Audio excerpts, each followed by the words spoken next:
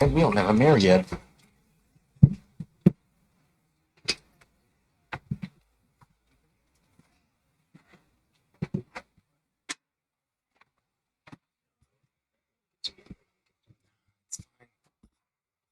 Survive. That's still.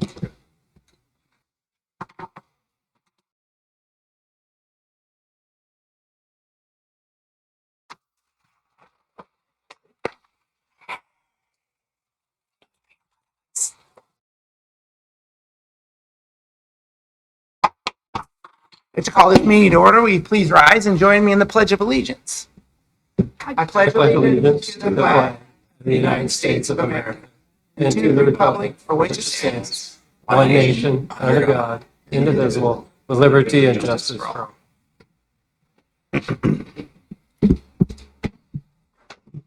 Please start with the roll call. Council President Prince. Here. Councilmember McGurven. Here.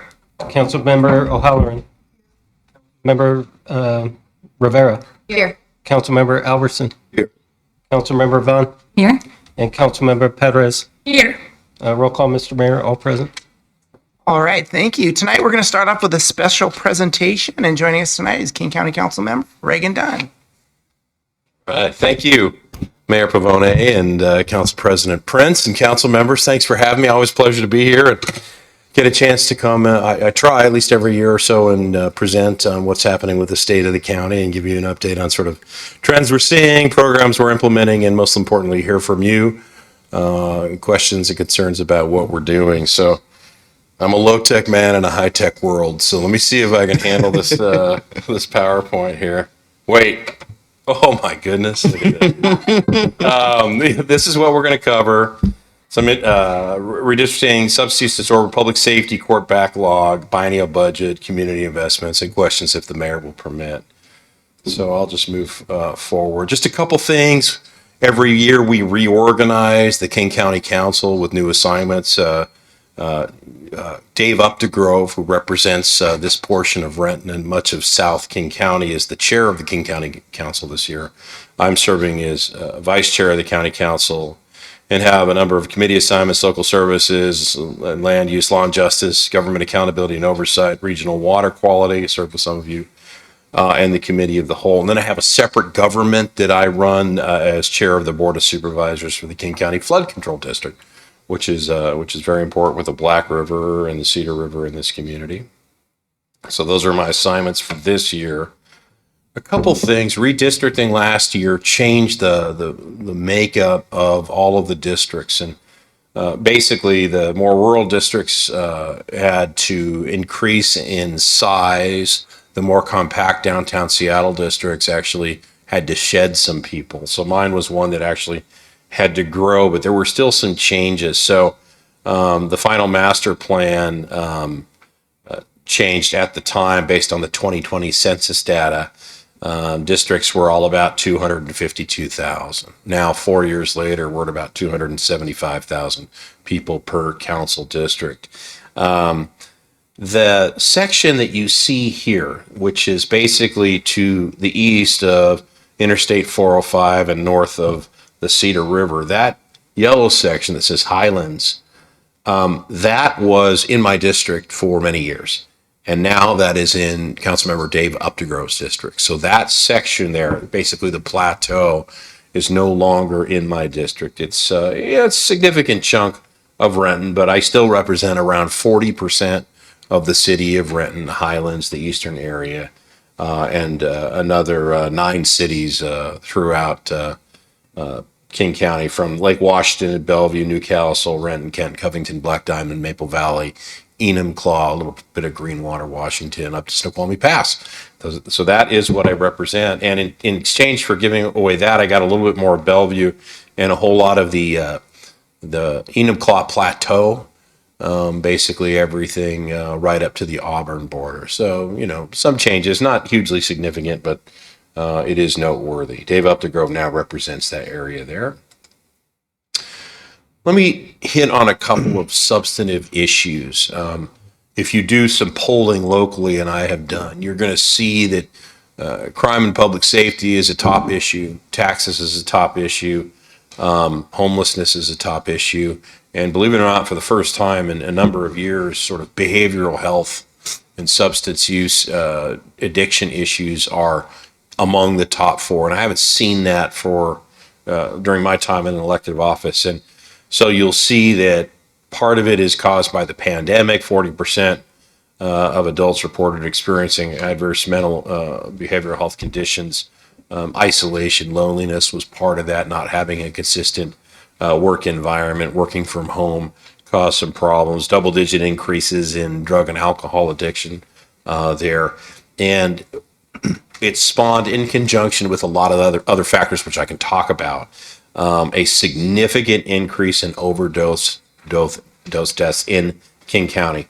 So you'll see that this chart here shows our annual overdose deaths in King County, and you'll see on the bottom by substance. So the blue is opioids by themselves. The purple, the big one, is opioids and stimulants. The red is stimulants, and then there's other drugs, cocaine and alcohol. When I say opioid, most of that is fentanyl. Fentanyl is a synthetic opioid, comes in counterfeit pills, now comes in a white powder. It can be very, very potent and, in fact, lethal. And so what we're seeing last year is an all-time record number of deaths because of overdose in King County. Nearly 4 people every day in King County are dying from an overdose. And that's about 3.5 times what gun violence takes in King County, just to show you the scale of the problem. And so for every fatal overdose that you see there, 1,300, there are roughly 6 non-fatal overdose happening in King County. So it is a very significant issue. Some call it a shadow pandemic.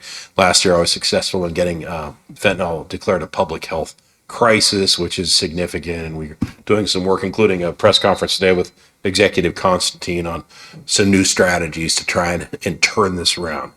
What we want to see is that graph ultimately comes back down. We don't want to lose any more people. And right now, it just takes one pill to take a life. It's a very significant issue and one we should continue to talk about. This is the numbers on fentanyl. You'll see that graph on the right is fentanyl only. That greatest number of deaths, by the way, is fentanyl mixed with methamphetamine, an upper and a downer, and that is really what is lethal. 880% increase in fentanyl since 2019. You'll see that of the 1,300 deaths in 2023, almost 1,100 were caused by fentanyl. So it is a very significant challenge. We are trying to combat this with a number of strategies. One, for example, a program and public outreach campaign called Laced and Lethal. It's an overdose prevention campaign. It just takes one pill to take a life. It's designed to talk to a lot of different groups. This problem of overdose affects every race, creed, color, religion, sexual orientation, demographic group. It doesn't matter. It does not discriminate. A first-time individual trying a drug for the first time could die. Somebody who's a long-time addict can die.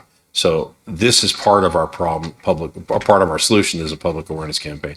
Another, as we announced this morning with Executive Constantine, is an increase in both outpatient and inpatient treatment facilities, as well as triage teams that will attempt to really guide people into recovery as needed. And you know, this is an issue close to my heart. I'm someone who's in recovery myself. I don't drink anymore.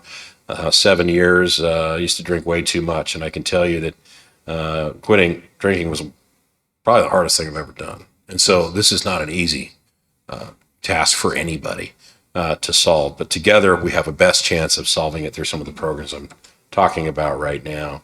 In addition to that public awareness campaign that talks about laced and lethal, there's also an anti-stigmatization campaign. And let me just briefly touch on this.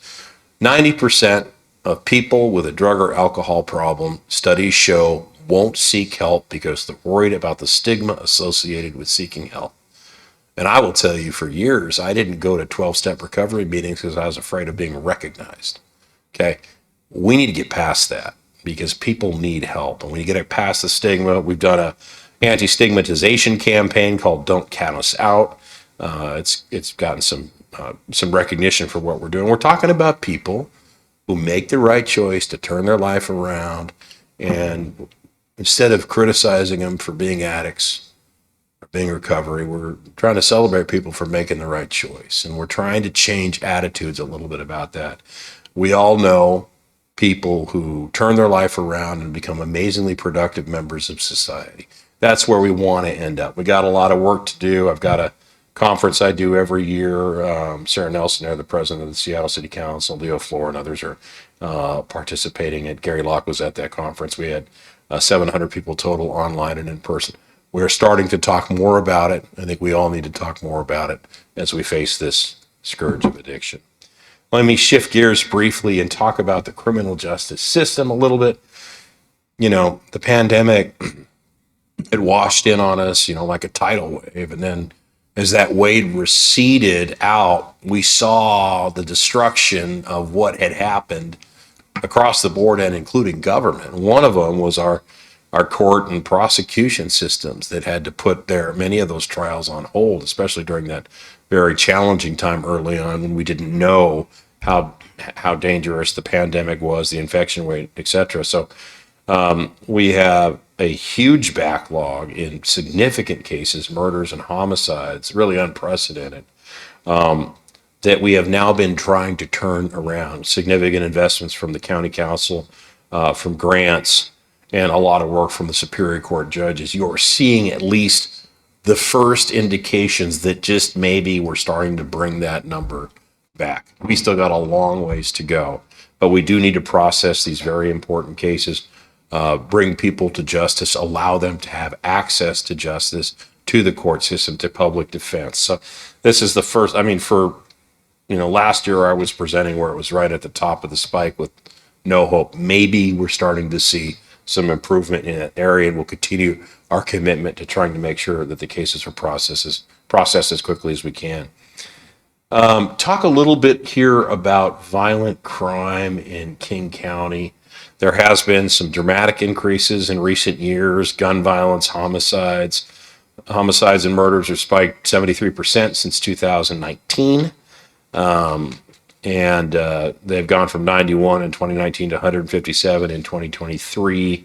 Firearm violence has skyrocketed. Shootings have doubled. It's an interesting demographic. Of the 476 shooting victims in 2022, 86% were male. 26% were between the ages of 18 and 24, and 78% were people of color. Those are the demographics there. You're seeing the shots fired numbers there, the medical examiners, homicides. Obviously, it's not a good trend. Some of this is a result of what happened in the pandemic, and you can get into the details of it, and I won't go down too far down that road, except to say that it's a serious problem. Like drug overdose, firearms violence is also at the forefront. I think we need to begin to tackle in greater areas and greater emphasis. Talk about another side of the coin here on public safety. King County really hasn't, at the council level, defunded the law enforcement positions in our sheriff's office. What has happened is, despite things like retention and hiring bonuses, we can't hire officers fast enough. They're either leaving, they're moving on, they're being poached by other departments across the country, across the state. And you'll see that there for a while we were up around 114 vacancies, and we're still pretty high, 89 commissioned officers. So there's 89 funded positions where there aren't law enforcement on the streets. That's an issue. It's a significant issue. It's not nearly as bad as Seattle that has 400 vacancies right now. So between the two agencies, that's 500 police officers that aren't on the streets. And so we've, created specialized units. We've created specialized hiring FTEs within the sheriff's office to address that. And a number of hiring and incentives and bonuses. But You know, we need to fully staff that department. They play an important role in the work that we all do in keeping our community safe. So I want to let you know that Patty Cole Tyndall, who is now our sheriff, and she's very good at what she does. She's a very competent administrator, and she's working really hard. She's working really hard. So we need to get folks here and continue to hire. But the trend again is starting to come back in the right direction. Just a few other things. We've done some park ranger programs, money for a new helicopter. We really are the only helicopter in the region, and there's, I think, great law enforcement value there. Body camera money, additional money for the prosecutors to handle some of the more detailed work of public disclosure and body cam requests. Talk a little bit about the budget. We're surviving okay for this most recent budget, but now we're coming up as in late 24, we will pass we're at biennial budgets now. We do it every 2 years. I don't know are you guys every year or every 2 years? Okay, same. So we're looking at 100 million revenue shortfall in the general fund of a roughly $14-15 billion biennial budget. So there has been some cuts as we try and prepare for this. There were some vacant positions that were reduced, but we're going to be cutting a lot out of the general fund, and that is challenging. Many of those grants that went to a lot of the nonprofit service organizations will probably have to be rolled back. And having the experience of managing through the Great Recession, it is a painful process to have to make those cuts. So you never know. Revenue forecasts can change, but it's still a challenge with respect to the budget. So it's going to be pretty tight for us moving forward. And I've heard numbers as much as 100 million that we'll have to cut back on. Let's see. The budget package that we did a supplemental budget. I voted against it on different reasons for a program called Restorative Community Pathways. That's somewhat controversial, but I won't get too far into it unless someone has a question on that. Let's pivot over to flood control, since much of Renton sits right in the middle of a floodplain. You're a huge part of the state's economic engine. You can see what happens with a significant flood event. Most of this area gets flooded. So there was, since 2018, about $40 million that's been dedicated to Renton. And it is one of the cities that benefits from these programs. The Black River Pump Station, I was just talking to an individual, right? The Black River used to drain Lake Washington, right? The infrastructure, it basically is the bottom of the drain for the entire Green River Valley, and we need to keep that infrastructure in place for a large flood event. So we've been making significant improvements there, gravel reduction, and partnerships on other culverts and other creek improvements as well. So we'll continue to do that. I'll never forget the time when Dennis Law called me up and said, I need $9 million on the Green River to protect the Boeing airport, and I need it in 2 weeks. And somehow we found it. But this is important. This work's important, and we want to coordinate with the vision of Renton to make sure we're doing it in a way that conforms with your vision as well. Community investments. Well, there it is. Looks like nice weather. Mayor Pavone and I are there with a chair up to grow. I didn't think we went swimming on that one, but some just local grants, the youth choir and Renton School District, Hazen and Lindbergh. I was over with the superintendent today, passing off a check there. Was at the Renton Historical Society also today. Money for the Renton Schools Foundation, significant grants, $900,000 for the Aquatic Center, $800 for the May Creek Greenway. And for culture grants in the district of a significant amount as well. And as you know, there's an arts funding levy that passed just recently that is about $100 million annually that will be distributed throughout the county for significant arts infrastructure. It wasn't without its controversy, particularly in my district, but I did support it, and I'll be interested to hear from Renton and your leadership on where you think those investments can best be made. All right, let's see here.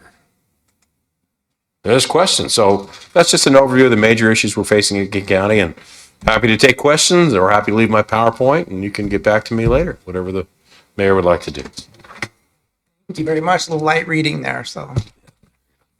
Thank you. Any questions for the council member? Off the hook. Thank you, Mr. Mayor. and Thank you. Thanks. Good to see all of you. Thank you very much. Appreciate it. Okay, so next up, we have the administrative report. All right. Good evening, everyone. Information about preventative street maintenance, traffic impact projects, and road closures happening this week can be found at rentonwa.gov/traffic. All projects are weather permitting. Unless otherwise noted, streets will always remain open. I was trying to give you enough time, Judith. All right, thank you. All right, next up is audience comment, and we do have a number of people signed up to speak. We have no virtual.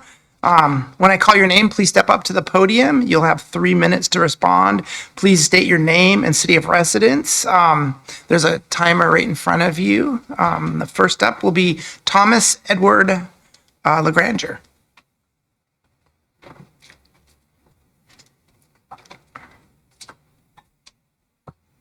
Good evening, Council. Thanks for having me.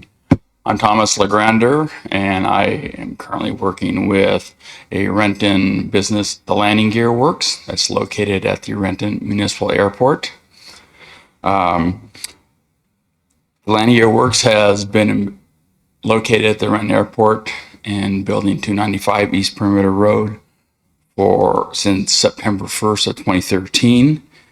There was a dispute with the airport authority regarding lease payments on the part of the Landing Gear Works that Landing Gear Works felt should have been offset by repairs that the Landing Gear Works had to make to the building in which the company it works in. The roof had several severe leaks that required upwards of $90,000 in repairs, counting both labor and costs involved.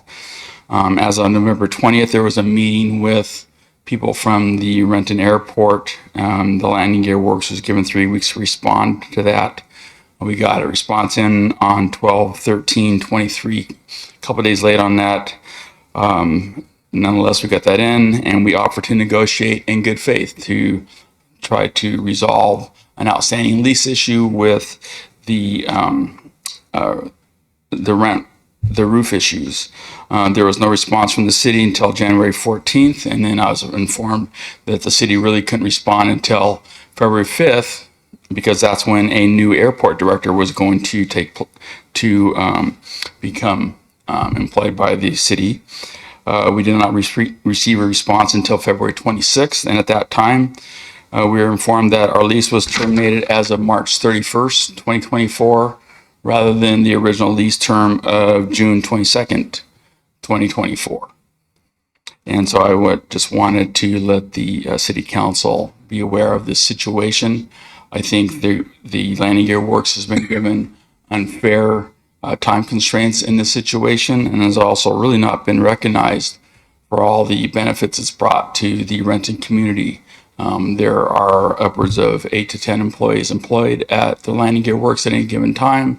There's been a number of interns that have worked at the Landing Gear Works in support of Washington State and the Renton area's commitment to excellence in aviation.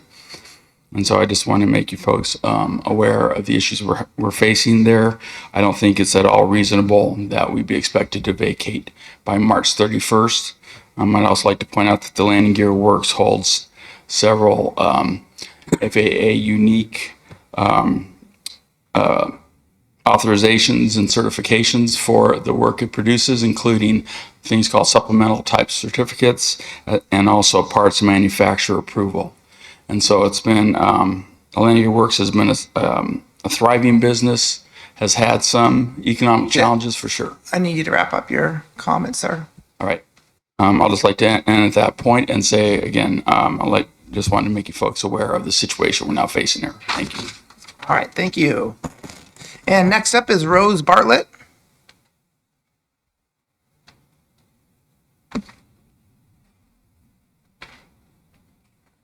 Good evening, Mayor and City Council members. I'm Rose Bartlett. I've been a Renton resident since 1984. That's a long time.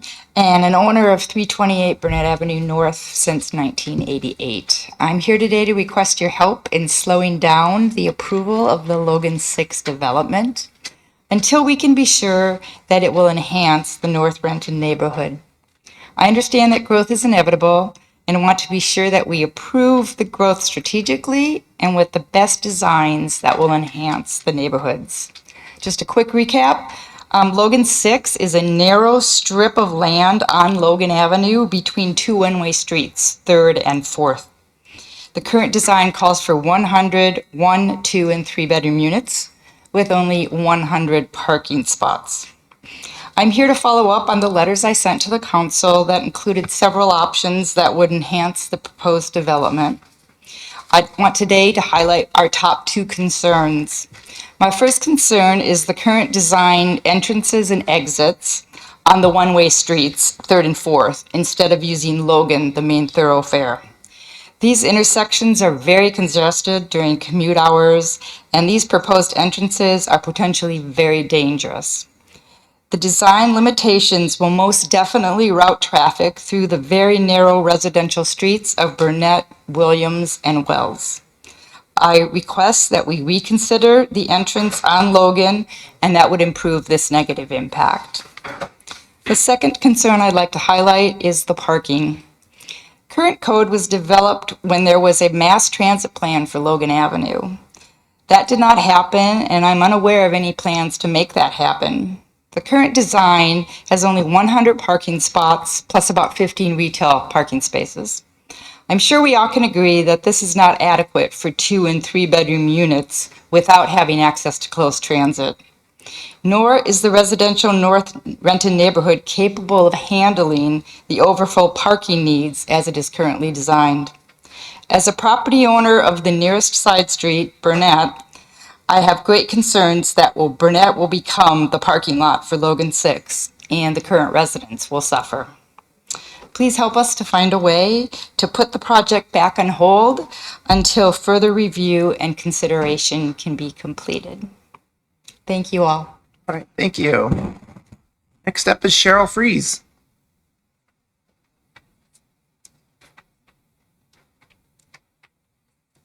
I was here last week as well, and I'm back. Thank you again. Cheryl Freeze, a resident on Wells Avenue North, and also the president of the North Renton Neighborhood Association. So to continue maintaining open, transparent lines of communication, we actually reached out to Mr. Ajit Sukesan, if I'm pronouncing his name correctly, who is the owner of the Logan 6 development. We also have been in communication with Andy Kovacs, who is the architect. So again, we're just trying to keep open lines of communication with everybody. We have invited them to several of our last neighborhood association meetings, and we are hoping that that will still be the case in March. We're aware that the hearing examiner meeting is in March 26th. So really, I have 4 requests of the city, please, and requesting responses to these 4 issues.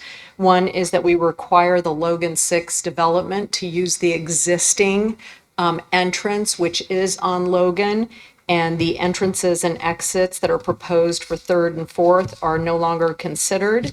We'd also like an increase in the number of parking spaces. As I mentioned at the last council meeting, we're being generous when we're talking about only 100 cars for 100 1, 2, and 3-bedroom units, which we don't believe is going to be the case. And you just heard Rose talk about the obvious adverse impact to the neighborhood. So we'd like an increase in the parking spaces. We really are going to request of city planning and city council, please, that we conduct a new, more comprehensive traffic study. And we would really like that traffic study to be conducted on 3 different times, on 3 different days. We live there and we get to see what happens at 8:30 in the morning. We also get to see what happens at 2:30 in the afternoon, especially with the Sartori exit as well coming out that way. And we also get to see what happens at the end of the day. And that's why we're proposing 3 different days, 3 different times.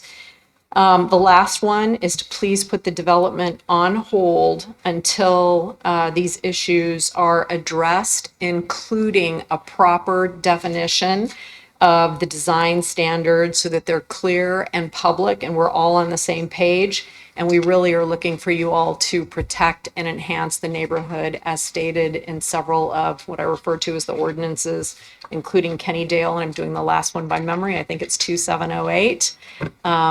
So again, would love some reconsideration of all of these points. Thank you very much. Thank you. Next is Matt Hanbay. Okay. Mark Widmer.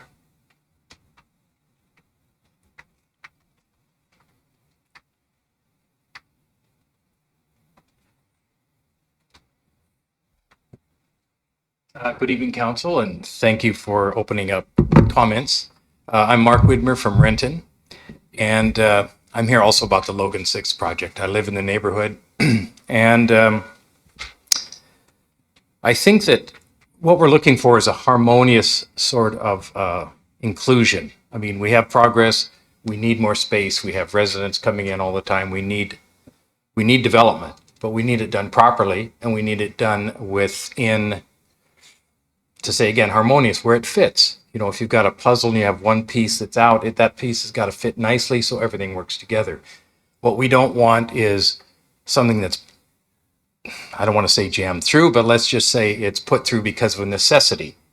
And then suddenly we have traffic snarls. We have Boeing on our complaining. We have all sorts of people lining up to talk to the council in the mayor's office, people very upset about what they thought was they were going to have, and now they don't have it. So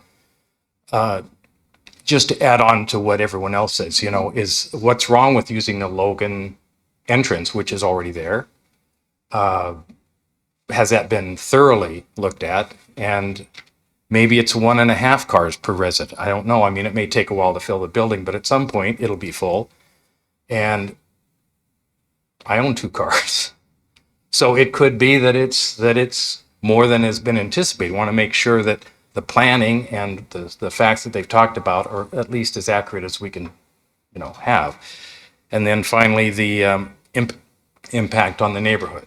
You've got already the streets are full of people's parked cars. I don't know whether there's a tab situation for who can park there or not, but once you overload it, the tenants aren't going to be happy because they can't find places to park.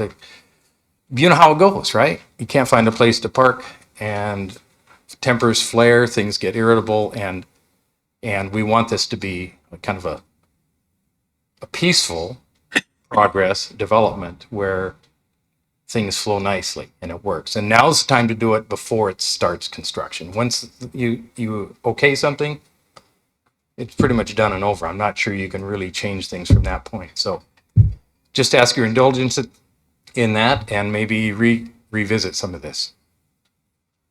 Thank you. Thank you. All right, next up is Ryan Makowick.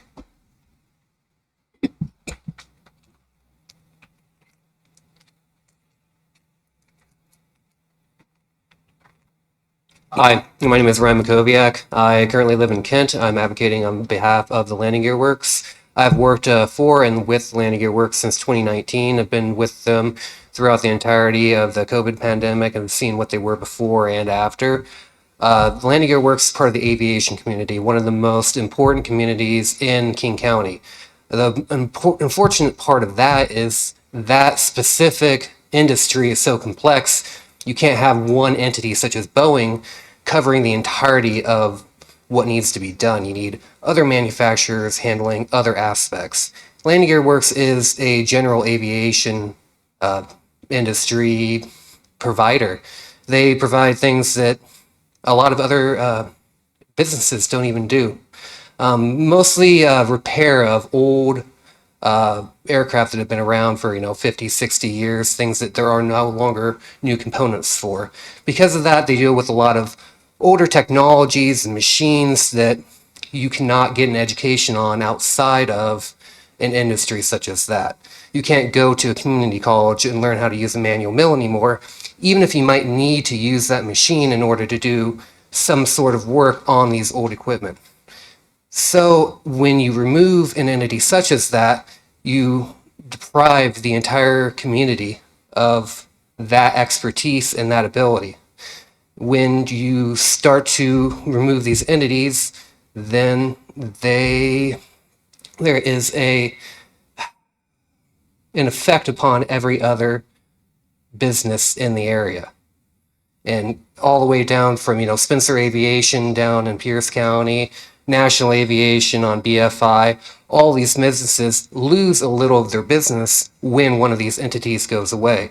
We talked before with Mr. Dunn's presentation about the need for tax revenue.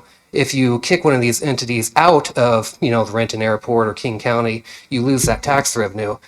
The main issue with Landing Gear Works currently and their lease, from my understanding, is the airport's refusal to do maintenance on the building, which means if you remove Landing Gear Works, you're not going to have another entity willing to move into that lease space, which means the entire tax revenue goes away completely, as well as, my job and the jobs of everyone else there at that building. And the reduced income for every entity tied to the Landing Gear Works. As far as I can see, it's a negative all around. And I would urge you to look into the airport and their lease contract with the Landing Gear Works so that we could potentially come to a better and more favorable outcome for everyone. Do you have any questions? Thank you for your time. Thank you. All right, next up is Sophia Farrett.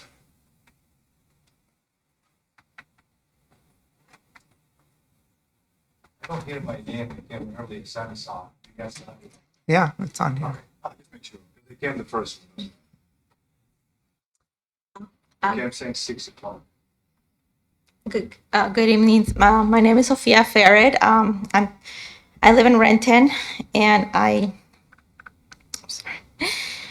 am a DACA authorized employee of the Landing Gear Works, and I have worked there since 2013. I started as shipping and receiving, and from there, I've been learning so much about aviation, and this place is very important for me. I have learned so much, and I have also worked there since like 12 years, and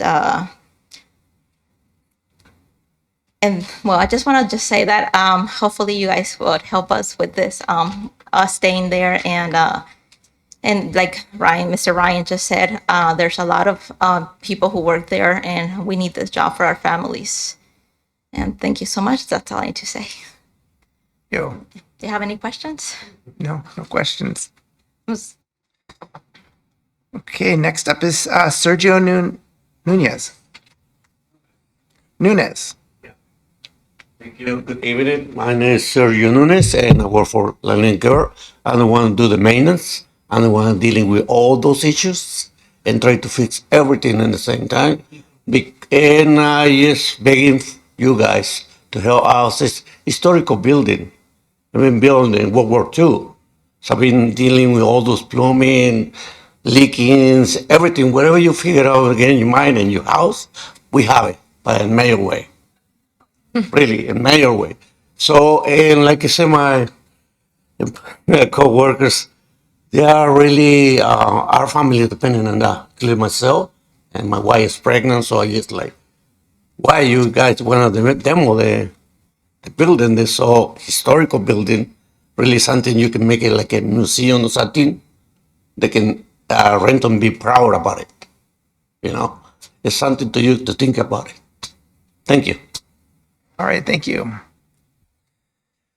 All right, next up is Sami Saad. Sami Saad. Hello, thank you so much. I'll try to just make sure my name is going to be is there because I spoke to Mr. Eddie. I called him. He never called me back. Thank you when I came last time. My name is Sami Saad. I'm a general contractor.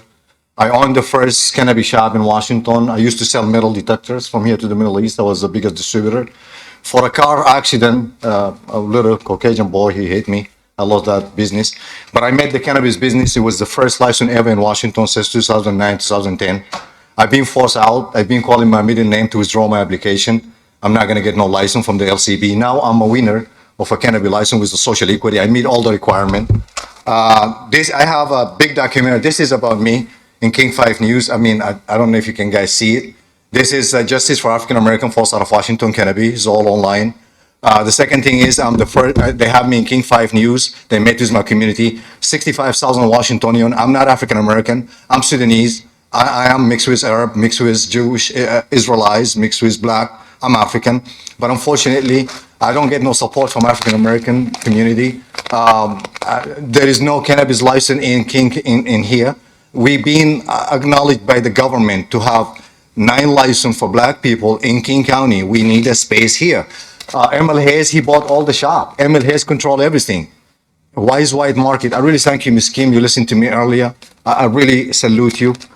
She's the one who listened to me. Some of you guys listen to me too. Unfortunately, my own people look like me. They didn't listen to me. I'm not, Mr. James, I didn't know. I didn't spoke to you. But Mr. Eddie, you left me. I'm looking for your wisdom and support. I'm not your enemy. But if there is no Black people here, we have a lot of Muslims here. They vote for you guys. Mr. Mayor, you need to acknowledge us. When I have my cannabis shop is open, I was working in Alaska for minimum wage. I don't feed my family from cannabis. I'm Muslim. But I make a difference. They say justice. What is the justice? Justice, I feed those people. Now our people, some of them, they said they are not going to buy from white shop. I'm fortunate to say that. And they became alcoholics, some of them. And that's why we have an alcoholic problem. Some of them, they hit those shops with cars. I don't acknowledge, I don't support that. But they said it outside Uncle Ike's. And a lot of them, they look white. They say we don't support this. They support us more than our own Black people. We've been used and abused. Jim B. Cannon, he worked for you guys, Africa Town, something like that, over the money. He got funding. He owned one of the Emil Hayes. He's one of the girlfriend of, he was used to date the lady work for the LCB, Ellie Garrett. It's abusing us. Mr. Mayor, we need you to acknowledge us. I'm a good citizen. I teach mixed martial art on the city in Seattle. Everybody know me in Rainier Beach. I'm the one main guy clean the city from garbage people throwing stuff outside because I own a junk removal company. I made that junk removal company when I was working for Junk Be Gone. He disrespected me. He's a Black guy. When I have my shop is open, I lost my cannabis, my metal detector business because somebody has signed an exclusive deal from the Middle East with them. So at that time, I have to find another job. I don't want the cannabis money. I work for him. He disrespected me because I was late. I make $2,500 for him that day. And I made a company like him. It's called Green Junk Removal on Holland Surface. You can type it in your phone, one of the 4.8, 4.9 online. Green Junk Removal on Holland Surface. I'm a good citizen. Why we cannot be acknowledged, even in equity, to have a license here, not just Emil Hayes, and now he being bought by Evergreen Market. He control all the city. If you look at them, I'm not a Guinness race. I'm mixed with Israelites. But when you look at it, it's all white Israelites. Unfortunate to say it that way. No disrespect for the, our, Israelite community. I'm mixed with them. I need you to It's wrap not a up your- belief. I need It's you to wrap up equity. your It's the comments justice for me. before equity. And I wish, Mr. Dunn, he spoke about justice. This is the justice. And Mr. Eddie apologized to say that, but it's embarrassing if we don't listen to each other. But I really thank you for listening to me. Thank you. Thank you. Okay, next up is Michelle Ferris. And I spoke because they put a top on the city. That's why.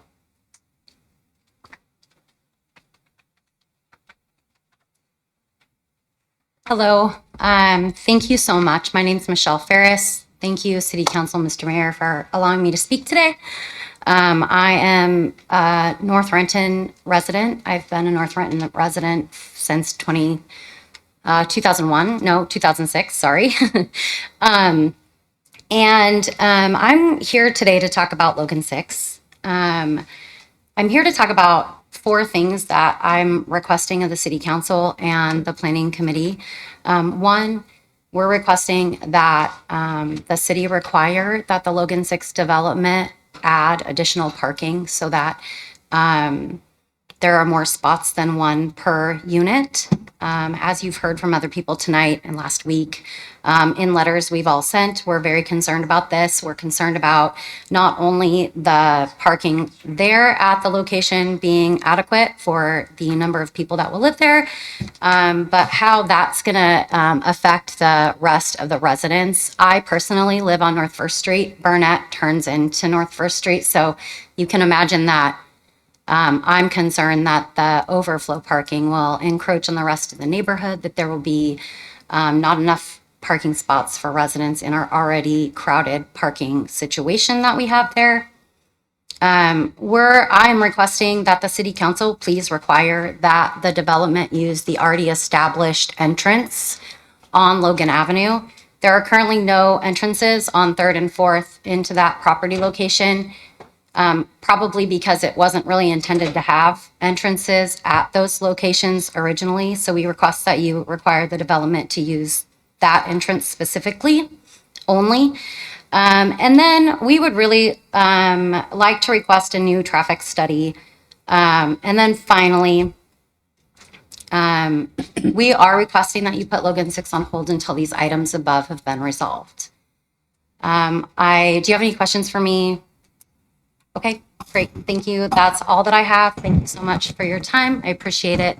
Have a nice evening. All right, thank you. And next up is Gretchen Wicks.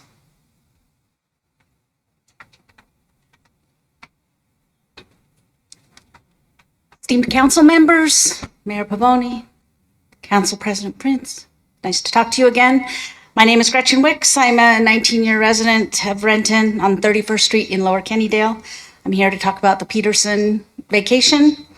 After listening to our transportation meetings, comments and discussions earlier this evening, we understand the recommendation of 100% compensation. Although we'd like to see this as less than 100%, we'd like the opportunity to move forward and try to complete this request. We appreciate all of your hard work. We appreciate the staff's assistance in completing our request. Thank you very much. I think that's everyone. All right, we are on to the consent agenda. There are 2 items for council consideration. Are there any council would like to pull? Mr. Mayor, Yes, Council President. seeing none, I move that we approve the consent agenda as published. It's been moved by Council President Prince, seconded by Councilmember Albertson, that the council approve the consent agenda as published. Any discussion? All in favor signify by saying aye. Aye. Opposed, nay. All right, motion carries. We are on to unfinished business. Council President Prince. No unfinished business, Mr. Mayor. Councilmember McGurven. Yes, Mr. Mayor, the Transportation Committee has 1 report to present. The Transportation Aviation Committee report, compensation and final approval of the Peterson Street vacation petition. The Transportation Aviation Committee recommends concurrence in the staff recommendation to approve the compensation to vacate a portion of an alleyway in Kennydale located between North 31st Street and North 32nd Street and Park Avenue North and Burnett Avenue North at $20,700. The committee further recommends that an ordinance regarding this matter be presented for first reading at tonight's council meeting and that the ordinance be recorded upon full payment within 30 days. This is signed by the, is it supposed to be 90 days? It says 30 days in the report. A point of information, we were told 90 days in committee.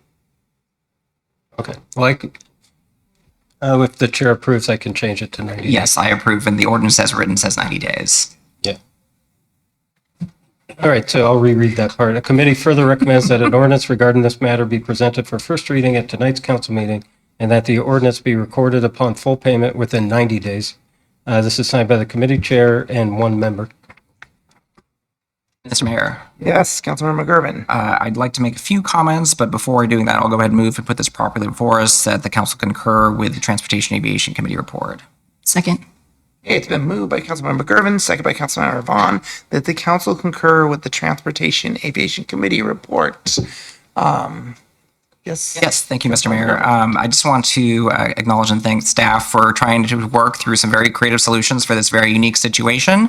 At the end of the day, I think we reached a point that at least is very well understood to me, and it sounds like some of the residents as well, that when it comes to existing public property, gifting it over is a challenging thing. So with that, we're following the recommendation of 100% compensation.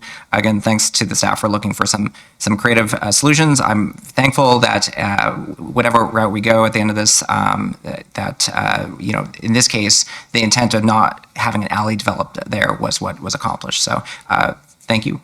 And I guess I already moved it. Yes. Any Mr. other? Mayor? Yes. Yes, thank you, Mr. Mayor, and thank you, Transportation Chair and Committee Member, Councilmember Rivera. I want to thank staff for their dedication and work on this, coming up with creative opportunities that we can work to move the project along and requesting further requests of the committee. But I want to make sure that we understand for the record that we actually are not required by the RCW to have any vacation petition paid to 100% compensation for the city. However, we are authorized.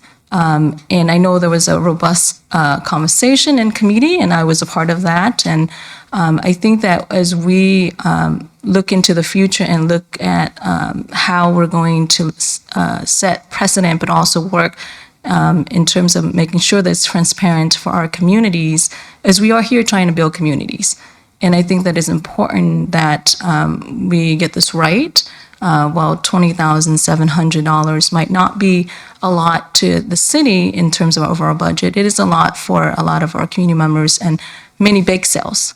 I don't take it lightly when we talk about bake sales because there is actually inequity in all this process.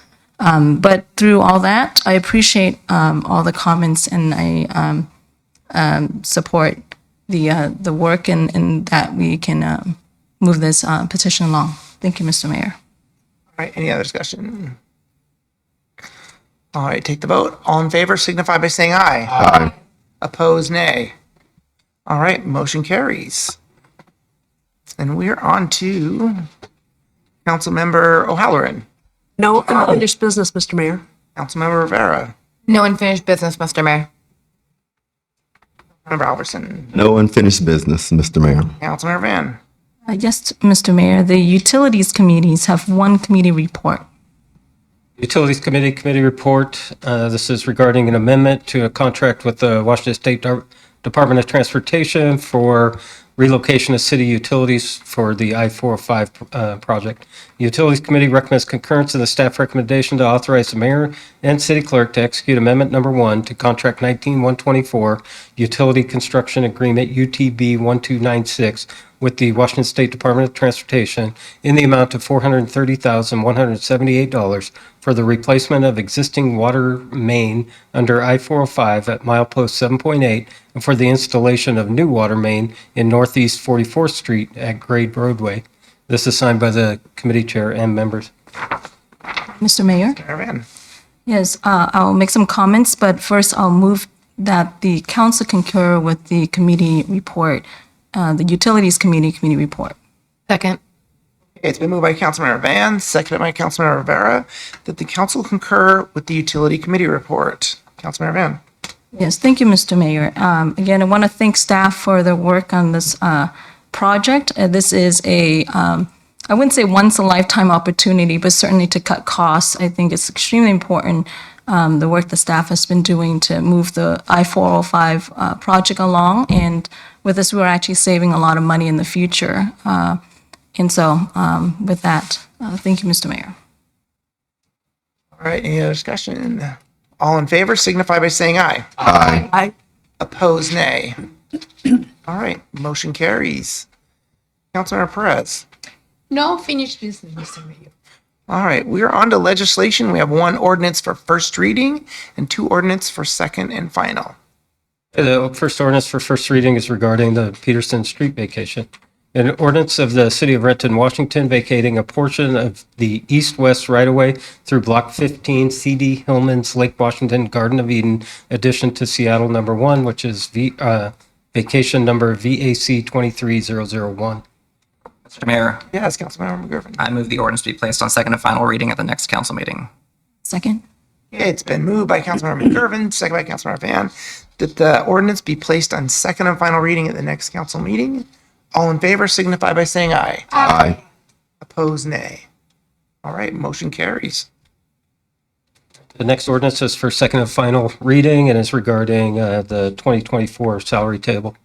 An ordinance of the City of Renton, Washington, amending the 2024 City of Renton salary table to reflect collectively bargained changes to correct clerical errors and to establish an effective date. Mr. Mayor, Yes, Councilmember Halloran. I move the ordinance be adopted as read. Second. It's been moved by Councilmember O'Halloran, second by Councilmember Perez, that the ordinance be adopted as read. This is second reading. If there's no discussion, it requires a roll call. Council President Prince. Aye. Councilmember McGurven. Aye. Councilmember O'Halloran. Aye. Councilmember Rivera. Aye. Councilmember Albertson. Aye. Councilmember Van. Aye. Councilmember Perez. Aye. Roll call, Mr. Mayor. All ayes. Carries. All right, and the final ordinance is also for second and final reading. It's regarding building codes. And here we go. An ordinance of the City of Renton, Washington, amending subsection 4550A, subsection 4550C4, section 4551, section 4555, subsections 4560A and B, 4560C3, 4560D13, 4560E, 4560G, 4560H1 and 4560J11, 4560K1 and K2, 4560L1 and L3, 4560N, 4560 01 and 03 and 05 and 08, 4560R2, 4560S, 4590A, Section 45100, and Section 45110 of the Renton Municipal Code, adopting by reference and amending the most recent versions of the International Building Code, the Washington State Energy Code, the International Residential Code, the Construction Administration Code, the International Mechanical Code, the National Fuel Gas Code, and the Uniform Plumbing Code, repealing subsections 4560 L5, L6, and L10, adding new sections 4561, 4562, 4563, and 45101, and 45105 to the Renton Municipal Code, adopting the International Existing Building Code, the International Swimming Pool and Spa Code, the International Wildland Urban Interface Code, the International Fuel Gas Code, and the Liquefied Petroleum Gas Code, authorizing corrections and providing for severability and establishing an effective date. Mr. Mayor. Yes, Councilmember Perez. Great job, Jason. I move that the council adopt the recommended ordinance. Second, and that was impressive, Jason. All right, it's been moved by Councilmember Perez, second by Councilmember Albertson, that the ordinance be adopted as read. If there's no discussion, it requires a roll call. Council President Prince. Aye. Councilmember McGurven. Aye. Councilmember O'Halloran. Aye. Councilmember Rivera. Aye. Councilmember Albertson. Aye. Councilmember Vaughn. Aye. And Councilmember Perez. Aye. Roll call, Mr. Mayor. All ayes. All right. I was going to say I didn't hear you. Could you read it again? All right, we're on to new business. Council President Prince. Yes, thank you, Mr. Mayor. On Thursday, March 7th, at 8:30 a.m., we will have day one of our council retreat at the Maplewood Greens in the Magnolia Room.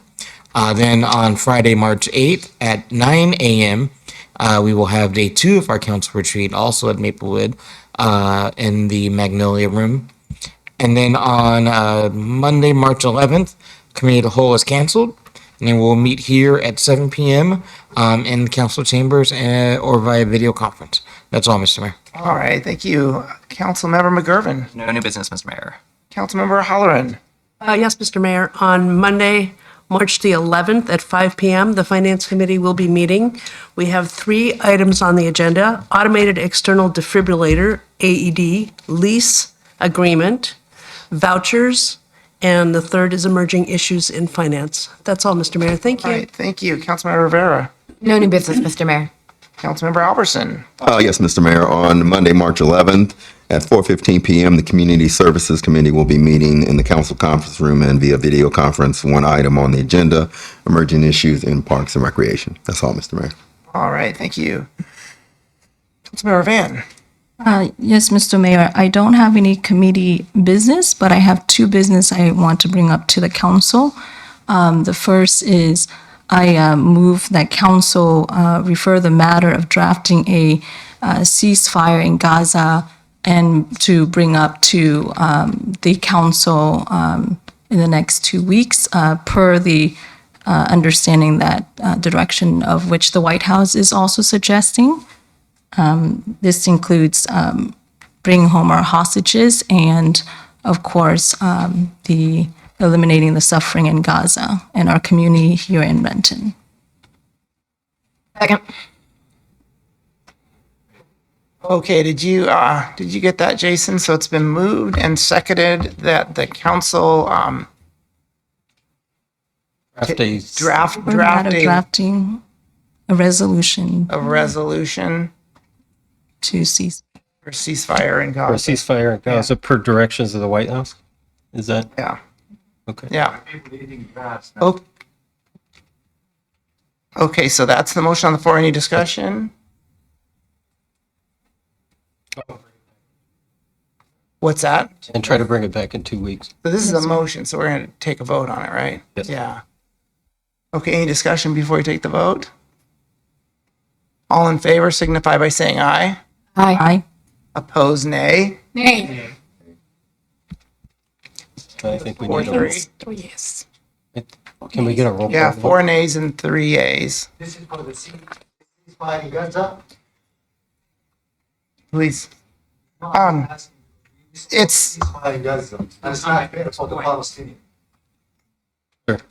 I know. okay, so the motion, you said you had a second. Yes, sir. So Second that issue was that, 4-2 or 4-3? I didn't. 4-3, I believe. Okay. Thank you, Mr. Mayor. My second motion is that I motion to have the matter of renters protection ordinance be brought up, or an update be brought up to council because in the next 1 month or so. Second. So I don't know that this needs a motion. We can certainly bring the issue of renters protection back to the council. Mr. Mayor, Yes, Council President. it is actually one of the things on the agenda for the retreat. Yeah, that's what I thought. I understand that, but I think that if you want to wait for the council retreat, that's fine. But I think that it's been months since we've discussed it and have not really brought a draft of an ordinance for renters protection. And so that's why I'm bringing it up today. I second that. Okay. I have a motion. So once again, we have a motion for the council to bring back information about renters protection for the council consideration. Any discussion? Mr. Mayor, Yes, Councilmember O'Halloran. council retreat is this week, correct? Correct. Correct. Thank you. Yeah. All right. All in favor signify by saying aye. Aye. Opposed, nay. Nay. All right. Motion fails. We're on Mr. Mayor, if I may ask, what was the count? looks like 5-2. Okay. Yeah. Mr. Mayor. All right. Council Member Press. Thank you, Mr. Mayor. I do have new business. Monday, March 11th at 5:45 p.m., the Planning and Development Committee will meet in the council conference room as well as via video conference. There are 5 items on the agenda. First, Rainier Brady Junction TOD Sub-Area Plan Action EIS. Second, South King County Housing and Homeless Partners Housing Capital Fund allocation. Third, Title 4 Docket Number 19 Update D/233 HB 110 Middle Housing Compliance. Fourth, Comprehensive Plan Update. And fifth, Emerging Issues in CED. Thank you. All right. What's the wish of the council? Move we adjourn. Okay, it's been moved by Councilmember Prince, second by Councilmember Albertson, that we adjourn. All in favor signify by saying aye. Aye. Opposed, nay. All right, 7-0. We're adjourned.